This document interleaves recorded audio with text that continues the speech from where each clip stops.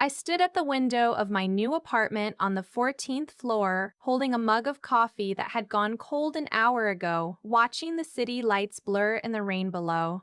My phone was face down on the counter behind me. I already knew what was on it: 41 missed calls from my mother-in-law, 17 from my husband, 6 from his sister, and 1 from a number I didn't recognize that turned out later to be my father-in-law calling from a hotel lobby because I had blocked his personal cell. 65 missed calls in a single night. 18 months earlier, I had walked out of that family's house with a garbage bag of my own clothes, a laptop I had bought with my own money, and the particular kind of numbness that only comes after you've cried so much. Your body just stops producing tears. My husband, I'll call him my ex-husband now, though the divorce wasn't final yet at that point, had told me I was ungrateful. His mother had told me I was lucky they ever let me in. His sister had stood in the hallway and watched me pack without saying a single word, which was somehow worse than everything else combined.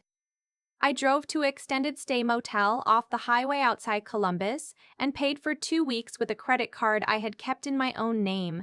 I sat on the edge of a bed that smelled like industrial detergent and I thought, this is the bottom. This is as low as it gets.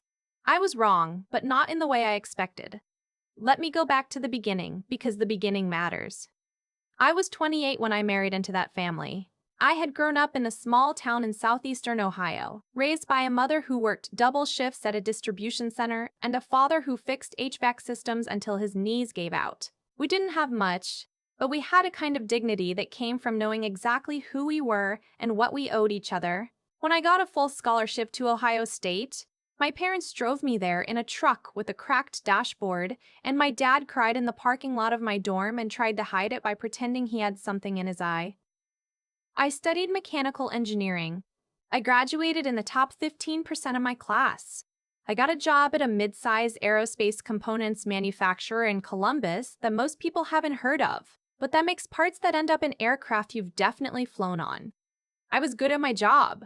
I got promoted twice in 3 years. I was 26 and making more money than my father had ever made in his best year, and I was proud of that. In a quiet way, I never said out loud because it felt like bad luck to say it. That's when I met my ex-husband. He was charming in the way that some men are charming, effortlessly, almost carelessly, like it cost him nothing. He came from a family that had money, or at least the appearance of money, which I would later learn are 2 very different things. His father ran a regional commercial real estate firm. His mother sat on the boards of several local nonprofits and wore the kind of clothes that announced their price tags without ever displaying them. His sister was getting her MBA and liked to mention it. They welcomed me the way a cat welcomes a mouse, warmly, right up until the moment they didn't. The first 2 years were fine, or what I told myself was fine. There were comments, small ones. His mother mentioning, over Easter dinner, that my dress was very colorful. His sister asking, at Thanksgiving, whether my company offered good benefits for people at my level. His father explaining, at a 4th of July cookout, that the neighborhood they lived in had held its value because of the right kind of development, and then looking at me in a way that made my face go hot. My ex-husband never said anything. I told myself that meant he didn't notice. I know now it meant he did notice and had simply decided it wasn't his problem. Then I got pregnant. I was 30. We had been married for 2 years. My ex-husband and I had talked about children in the vague, future tense way that couples do when they're not quite ready, but not quite not ready either. The pregnancy was not planned, but it was not unwelcome, at least not by me. His family's reaction was instructive. His mother called it sooner than ideal. His sister texted my husband, not me, to say she hoped we had thought about the financial implications. His father took my husband out for a long lunch and came back quieter than usual. I don't know what was said at that lunch. I stopped asking about things I wasn't going to get honest answers to. I miscarried at 11 weeks. I won't spend a long time on that part because it belongs to me in a way I'm not willing to hand over. What I will say is that I was in the hospital for 1 night, and his mother did not come. His sister did not come. His father did not come.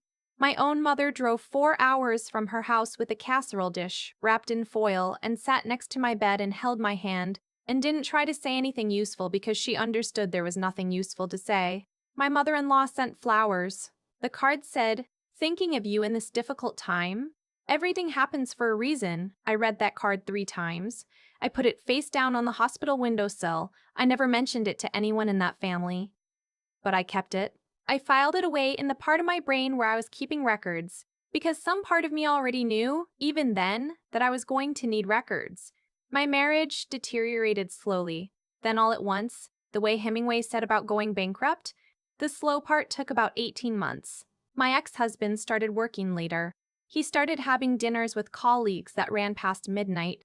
He started sleeping on the couch, not because we had fought, but because he said he didn't want to wake me, which was a kindness that felt exactly like its opposite. I found out later, much later, after the lawyers got involved, that he had been having an affair with a woman who worked at his family's real estate firm. I do not know when it started. I have learned that I don't actually want to know. The fast part happened on a Sunday in March. I had come home from visiting my parents to find my ex-husband and his mother sitting at our kitchen table, which already felt wrong because his mother rarely came to our house. She preferred that we came to hers, where the power differential was clearer. There was a folder on the table. My ex-husband wouldn't look at me directly. His mother looked at me the way she always looked at me, with the polite, practiced expression of someone who has decided in advance that you don't quite measure up but is willing to be civil about it. The folder contained, among other things, a separation agreement drafted by a family attorney I had never heard of. The terms were creative. I was to vacate the house, which was in my ex-husband's name from before the marriage, within 30 days. I was to make no claim on any family assets or the business. There was a paragraph about my independent financial situation, which I later understood was their way of acknowledging that I made good money while simultaneously using it as justification for why I needed nothing from them. His mother explained, in a tone she probably used at nonprofit board meetings, that this was the cleanest path forward for everyone. I sat down at that kitchen table and I looked at both of them and I said, "I need to call my own attorney before I sign anything." His mother smiled. My ex-husband looked at the table. I called my attorney the next morning. I called her the morning after that, and the morning after that. I also, around that same time, got a phone call from a number I almost didn't pick up. It was a licensing attorney from a firm in Pittsburgh. She was calling about a patent I had filed 18 months earlier, almost as an afterthought, on a proprietary thermal management system I had developed during a side project that had grown out of my regular work. I had filed it personally, in my own name, with my own money, because the project had started before I joined my current employer and the company's IP lawyers had agreed, in writing, that it fell outside their ownership scope. I had almost forgotten about it in the chaos of the previous year. The Pittsburgh attorney was calling to tell me that a major aerospace and defense contractor had identified my patent during an acquisition review and was interested in licensing it. Very interested, she said. I asked her what very interested looked like in dollar terms. She told me.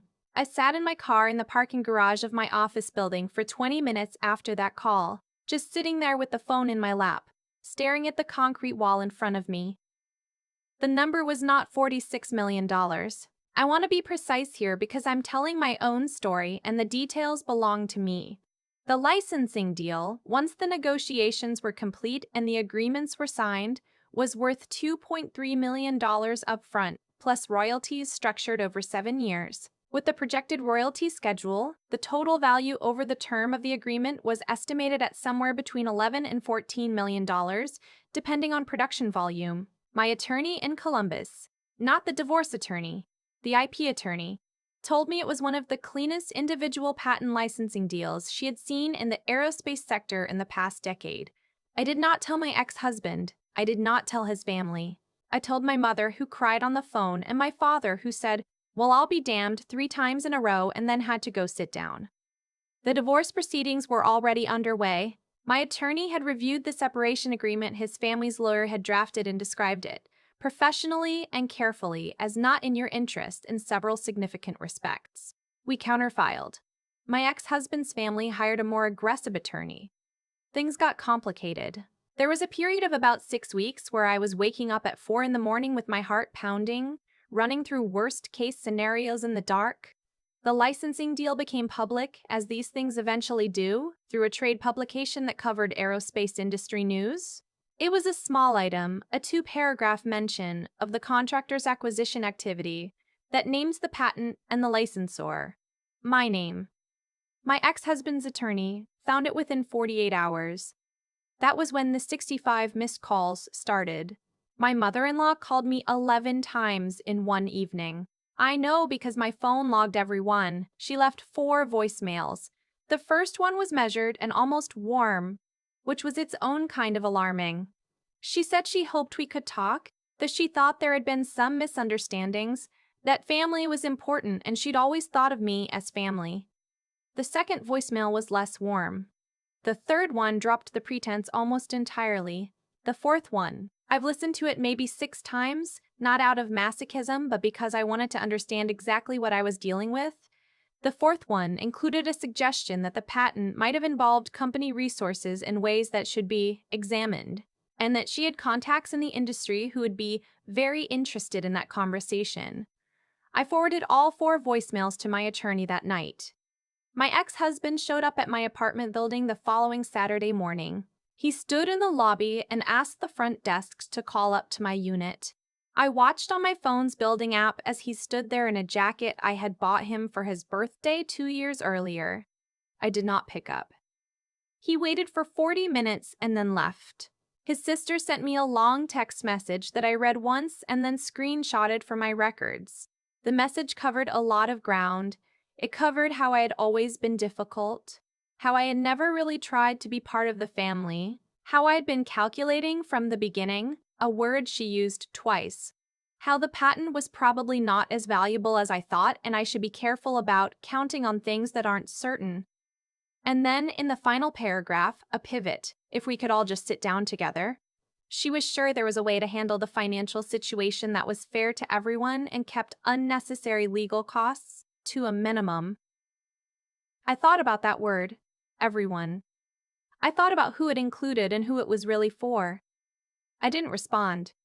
The divorce was finalized 7 months later. My attorney was thorough. My ex-husband's family's attempts to introduce the patent licensing income into the marital asset calculations were not successful, for the straightforward reason that the patent had been filed, documented, and legally established as my independent intellectual property before any dispute arose, and well outside any marital commingling. His family's industry contacts did reach out to my employer, as she had implied they would. My company's legal department reviewed the situation and issued a written confirmation that the IP was mine. The contact who had reached out received that confirmation and nothing else. My ex-husband and I divided what there actually was to divide. The house was his. A joint savings account was split. I walked away with what I'd come in with and the licensing agreement in my own name. The first royalty payment arrived on a Tuesday. I was sitting at my desk at work eating a sandwich when my phone buzzed with a bank notification. I looked at it. I put my phone face down on my desk. I picked up my sandwich. I finished my lunch. Then I went to the bathroom, locked the stall door, and stood there for a moment with my eyes closed, letting myself feel it, all of it. The years of small cuts and the big one. The Sunday afternoon at the kitchen table, the hospital room, the voicemails. The long drive in the dark to a motel off the highway, and then I let out a breath and I unlocked the door and I went back to my desk. The first thing I did with a meaningful portion of those early royalty payments was pay off my parents' house. My father had 15 years left on his mortgage. I called him on a Sunday afternoon and told him I wanted to do it. He argued with me for 20 minutes. I have my mother's stubbornness, which is to say I did not move. He cried again, which he would be embarrassed to know I am writing down, but it's my story and I get to include what matters. The second thing I did was hire a financial advisor, a good one, the kind who asks hard questions, and begin building something structured and real.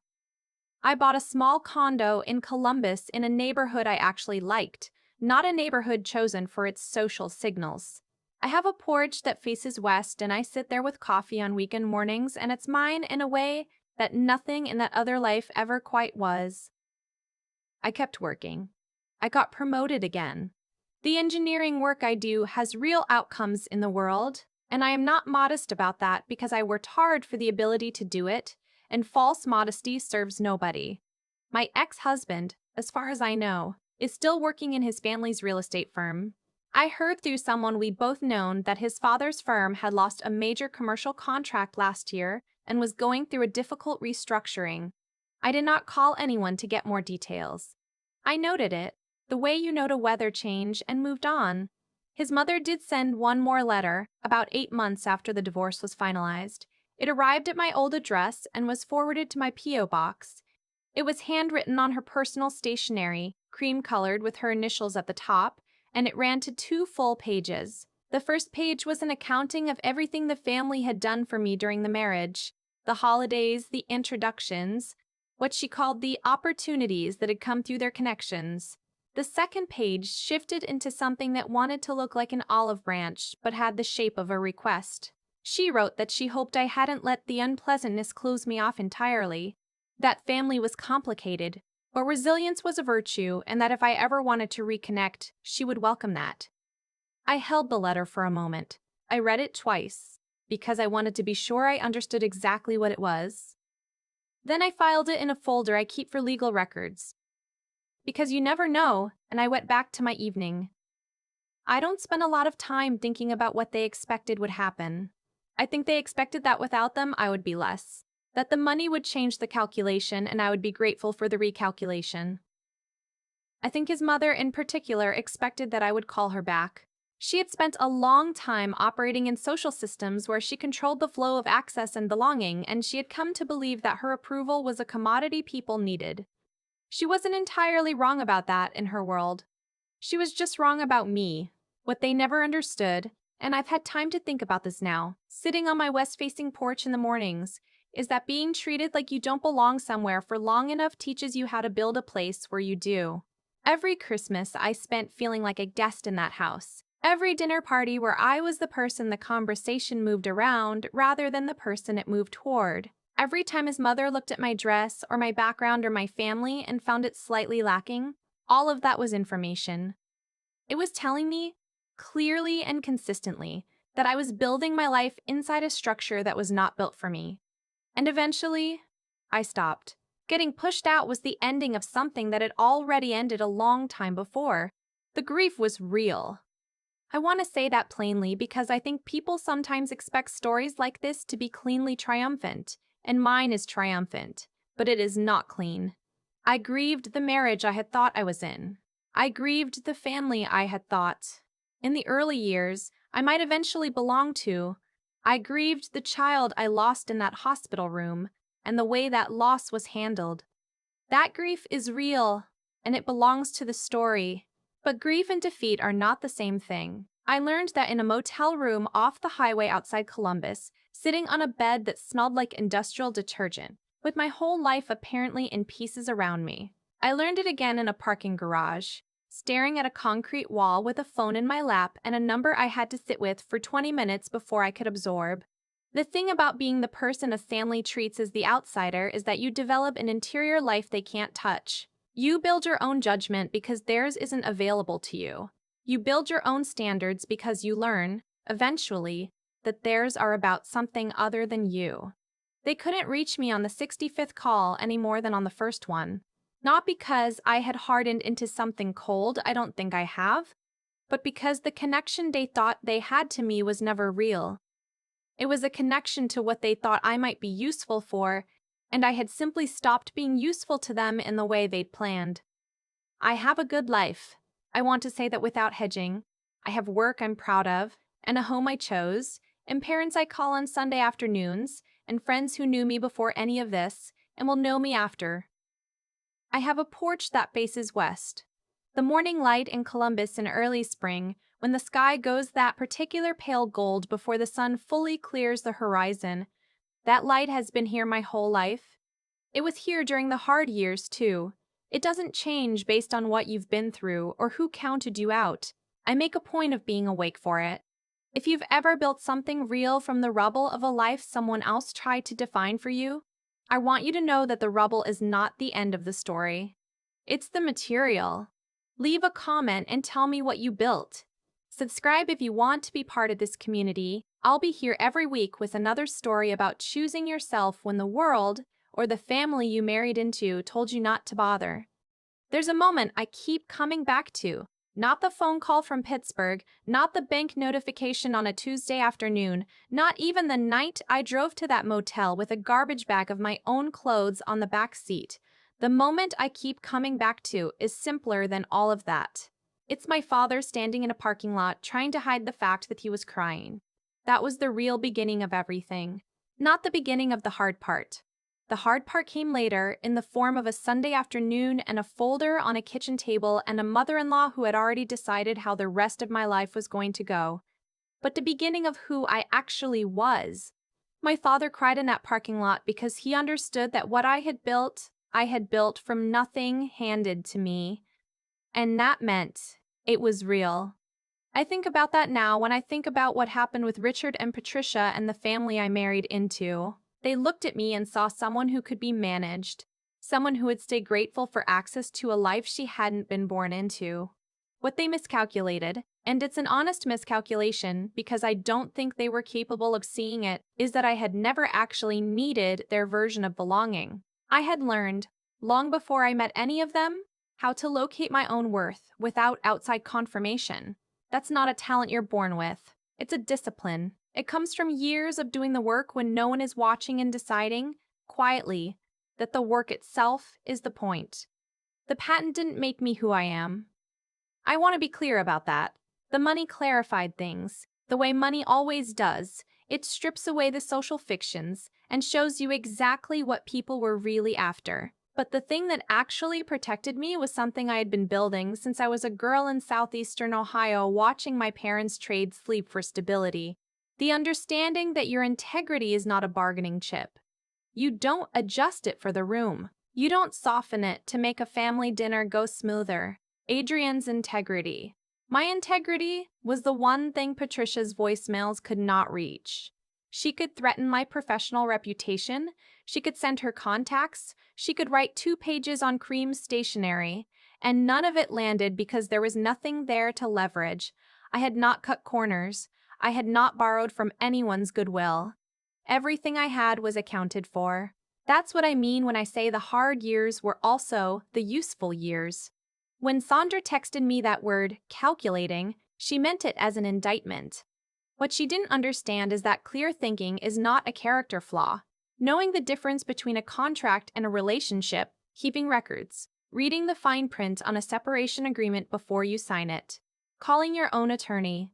These are not cold behaviors. They are what it looks like to respect yourself enough to pay attention.